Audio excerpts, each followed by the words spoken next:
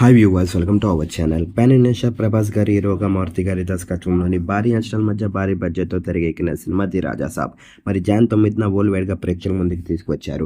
Release అయిన ఈ సినిమాకి అభిమానులందరి దగ్గర నుంచి మంచి రెస్పాన్స్ వచ్చింది. అంతేకాకుండా ప్రస్తుతానికి అయితే మాత్రం బాక్స్ ఆఫీస్ దగ్గర సాలిడ్ కలెక్షన్స్ని రాబడుతుంది.